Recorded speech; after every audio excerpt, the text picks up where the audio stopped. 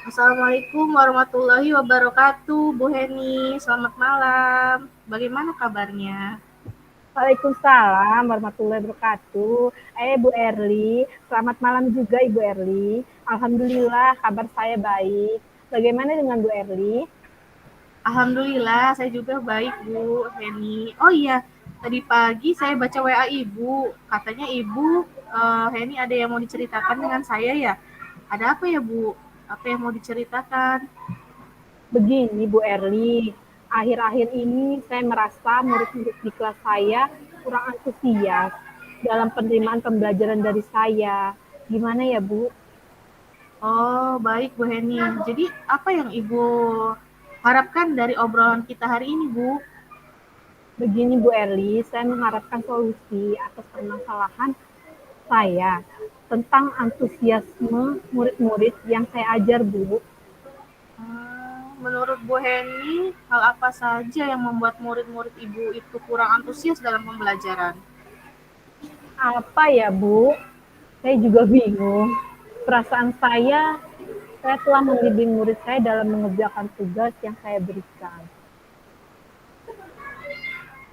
Coba Ibu Heni ingat kembali, apakah pembelajaran yang Bu Heni lakukan membuat murid itu merasa senang dan tertarik? Iya ya, Bu Erli. Kalau saya ingat-ingat, pembelajaran saya ini sepertinya membosankan dan terlalu monoton. Saya terlalu dominan untuk berbicara dan menjelaskan di depan murid-murid saya, tanpa saya juga tidak memberikan kesempatan buat murid saya untuk berpendapat. Juga saya tidak aktif, Bu Erli, berbicara pada pembelajaran. Oh, begitu ya Bu ya. Kira-kira apa saja yang dapat membuat murid Ibu merasa senang dan tertarik dalam pembelajaran?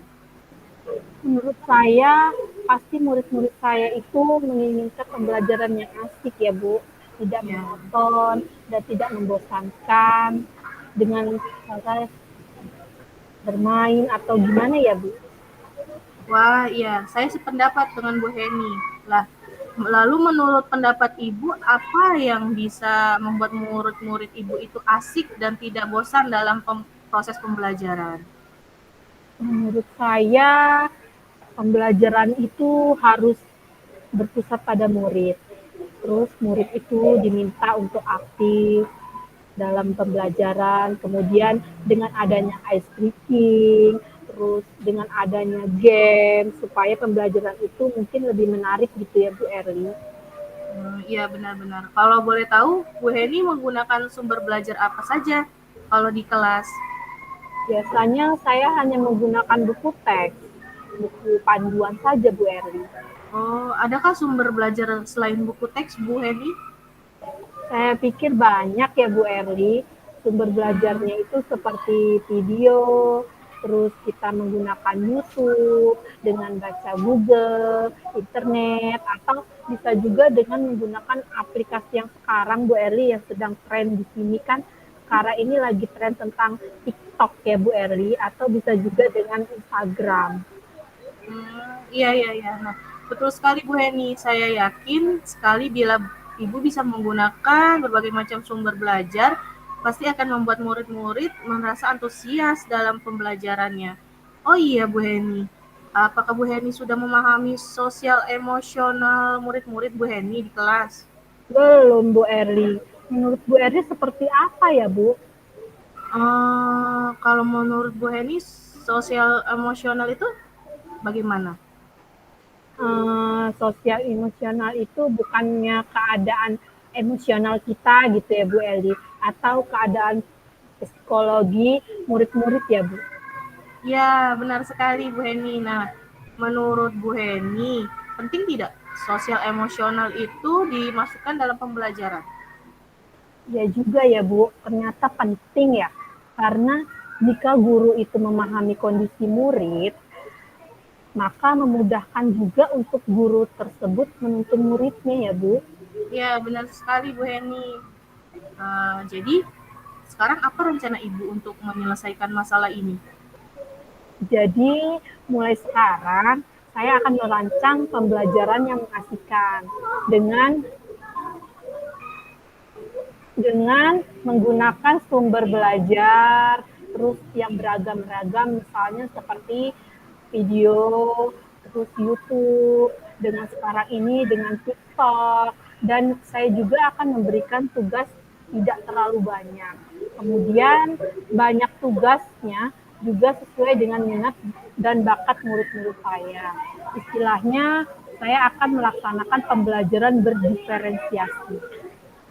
Wah, bagus sekali rencana Bu Heni. Berarti Ibu sudah berencana untuk mempraktikkan pembelajaran berdiferensiasi. Pembelajaran ini akan berpihak pada siswa. Apakah Ibu Heni sudah mengelompokkan siswa berdasarkan kebutuhan belajarnya?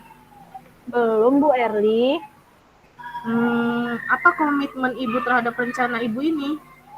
Komitmennya. saya berkomitmen untuk selalu membuka rencana pembelajaran berdiferensiasi dan sosial emosional yang mengasihkan dengan menggunakan banyak sumber belajar untuk memenuhi kebutuhan belajar murid, sehingga murid-murid itu dapat menjalankan merdeka belajar. Dan saya akan membuat murid-murid saya itu senang dalam kegiatan pembelajaran dengan menggunakan, contohnya sekarang ini sosial emosional itu saya menggunakan mindfulness, begitu ya Bu Erli. Oh ya, bagaimana Bu Heni memahami kebutuhan belajar siswa? Saya akan melakukan pembelajaran itu dengan pretest, terus dengan mengukur kesiapan belajar siswa, kemudian saya juga akan memberikan kuesioner untuk menentukan gaya belajar siswa. Contohnya, saya juga akan berupaya memahami kondisi emosional anak-anak murid saya tersebut. Wah, bagus sekali Bu. Ide Bu Heni saya sangat mendukung. Mudah-mudahan rencana pembelajaran yang Ibu Heni siapkan dapat meningkatkan antusias belajar murid sesuai dengan harapan Bu Heni ya. Iya Bu Erli, terima kasih ya Bu Erli atas waktunya untuk sharingnya. Mudah-mudahan kita semua menjadi guru yang selalu dirindukan.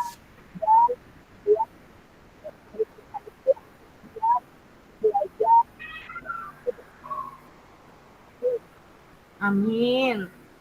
Sebelum kita akhiri, apakah masih ada yang ingin Ibu ceritakan lagi? Saya rasa tidak ada ya Bu Erli. Baik, alhamdulillah. Kita sudah menemukan solusinya ya Bu ya. Demikian coaching kita hari ini. Bagaimana perasaan Bu Heni sekarang? Alhamdulillah Bu, sudah lebih lega.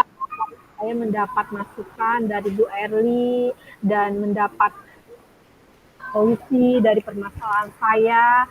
Terima kasih ya Bu atas solusinya. Iya, sama-sama Bu Heni. Sama-sama terima kasih. Wassalamualaikum warahmatullahi wabarakatuh. Waalaikumsalam warahmatullahi wabarakatuh. Terima kasih Bu Erli. Ya, sama-sama Bu Heni. Baik Bu Erli, sekarang kita isi refleksi ya. Iya Bu Heni. Baik.